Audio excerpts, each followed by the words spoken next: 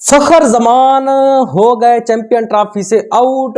इमाम की जागी किस्मत और आप करें खुश दिल शाह को पर्ची कहना बंद। जी, फखर जमान चैंपियन ट्रॉफी से आउट हो चुके हैं और उसके आउट होने की जो वजह है वो है उसकी जो लास्ट नाइट ओब्लीक इंजरी हुई थी। अब ओब्लीक इंजरी का आप पूछ सकते हैं कि ये कौन सी ऐसी इंजरी है कि जिसकी वजह से फखर जमान को बाहर जाना पड़ा।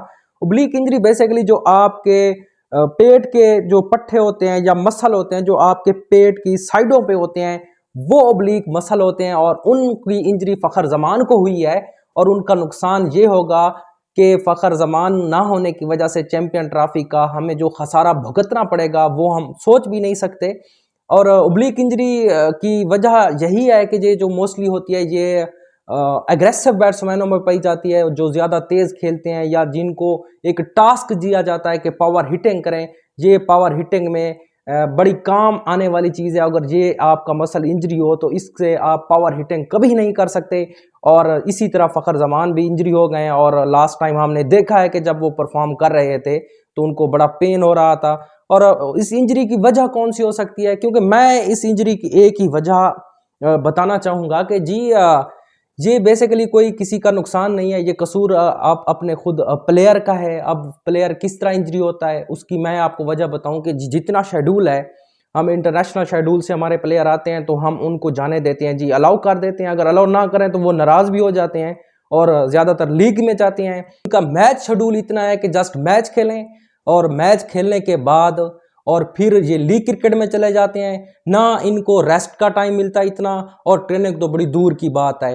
अब एक प्लेयर एट अ टाइम एक पूरे साल में क्रिकेट ही खेल रहा है और बस रेस्ट कर रहा है, खेलता है रेस्ट करता है, खेलता है सोता है, और उसका जो ट्रेनिंग का या मसल को स्ट्रेंथ करने का जो टाइम है वो नहीं दे पा रहा, तो जाहिर सी बात है फिर ऐसे मसाइल इंजरी के होंगे। खैर जो भी हुआ, फखर जमान चैंपियन ट्रॉफी से हो गए आउट और उनकी जगह हैं इमाम उल हक साहब। और इमाम उल हक को भी वीज़ा जनरेट हो चुका है और इमाम उल हक की किस्मत जागी। अगर इमाम उल हक चाहें तो ये जो दाग हैं उन पे लगे हुए तो वो धो सकते हैं। उनको अल्लाह ने एक चांस दिया है अपने आप को साबित करने का और उम्मीद है अल्लाह करे वो इस चीज़ को साबित कर पाएँ।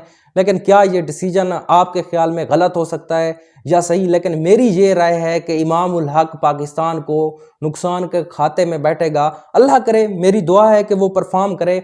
लेकिन पहले हमारे पास स्ट्राइक रेट के इतने मसले हैं और माशाल्लाह से हमारे पास अब 3 हो गए होंगे, रिजवान साहब, बाबर आजम और अब आ गए हैं जी ये प्लेयर। तो ये तीनों जब खेलेंगे तो strike rate special power play में तो इतना बड़ा मसला होना है ना, पावर प्ले में इतना बड़ा मसला होना है कि आप सोच भी नहीं सकते।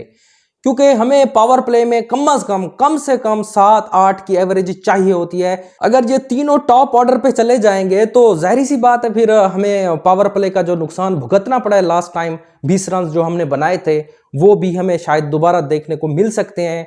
और इसके साथ दूसरी बड़ी जो चीज़ है कि वो एज ए पाकिस्तानी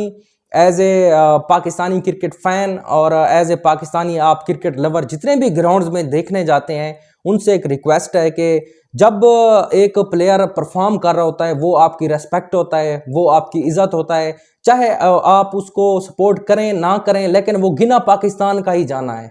मैच के ख़त्म होने के बाद खुशदिल शाह ने जब एक कॉन्फ्रेंस में आए या उनके साथ एक मीटिंग या मीडिया से बात करते हुए जब वो सामने आए तो उन्होंने एक गिला किया है कि मुझे जो फैंस हैं क्रिकेट में जो बैठे होते हैं, देखने वाले जो हैं, वो मुझे पर्ची बोलते हैं। और अगर मैं अपने मुल्क के लिए कभी ना खेलता या अपनी ज़ात के लिए मैं खेलता तो ये लोग मुझे कभी पर्ची ना कहते। मैं हमेशा अपनी टीम के लिए खेला हूँ और ये बात उसने रात साबित की है, चाहे उसने बॉलिंग की है चाहे उसने बैटिंग की है। जितनी तनकीद हुई थी चैंपियन ट्रॉफी से पहले हर बंदे ने किया है, हर क्रिकेट देखने वाले ने किया है, हर क्रिकेट एक्सपर्ट ने किया है।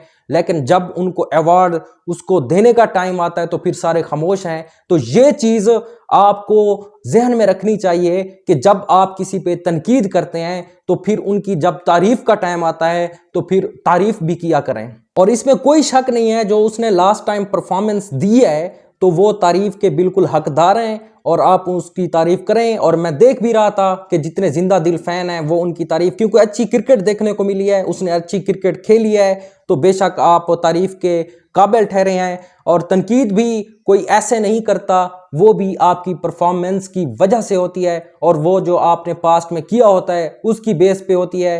लेकिन खैर जो भी हुआ, अब दुआएं हमारी हैं पाकिस्तानी टीम के साथ और इंशाल्लाह मुझे ख़तरा ये है कि जो टाइम चल रहा है फिर ऐसा कहीं ना हो जो और जिस तरह के हमारे साथ लास्ट टाइम वर्ल्ड कप में हुआ था कि फिर पॉइंट की गेम आ जाए और सारे दिन हम हिसाब लगाते फिरें कि ये जीतेगा तो हम जाएंगे और ये हारेगा तो फिर हम जाएंगे। तो ये जो भिखारियों वाली जीत है ये हमने नहीं लेनी। इंशाल्लाह स्टे स्ट्रांग, कौम आपके साथ खड़ी है, जो हुआ हम सारा भूल जाते हैं। अगर आप इंडिया के मैच में परफॉर्म कर जाते हैं तो ये सारे जो दाग हैं आप पे, ये सारे आपसे धुल जाएंगे। और ख़ुसूसन जो बाबर आजम और मोहम्मद रिजवान पे लगे हुए दाग हैं, उनके पास ये आखिरी मौका है। इमामुल हक जाते हैं उधर और परफॉर्म करते हैं, उनको एक मौका दिया जाता है टीम में खेलने का।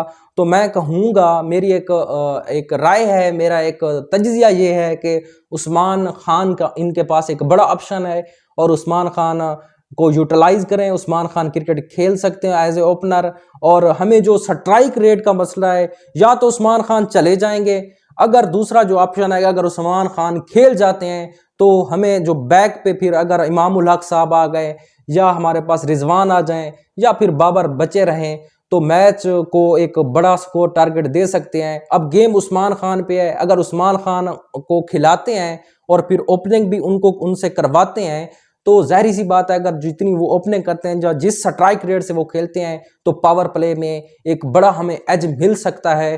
तो मेरा ख्याल है कि अगर ऐसा कर लेंगे तो हमारे लिए, हमारी टीम के लिए ये बेहतर साबित हो सकता है बजाय इमामुल हक को बैटिंग करवाने के। क्योंकि इमामुल हक का भी स्ट्राइक रेट का बड़ा मसला है, वो भी आप सबको पता है। और साथ अब बाबर या रिजवान साहब का भी मसला जो अभी रिसेंट टाइम हमने देखा है। तो मुझे लगता है कि अगर एज ए ओपनर खिलाएंगे या तो इनके माइंड में डालें कि ये एग्रेसिव खेलें। ढेर सारा ख्याल रखिए। अल्लाह हाफिज।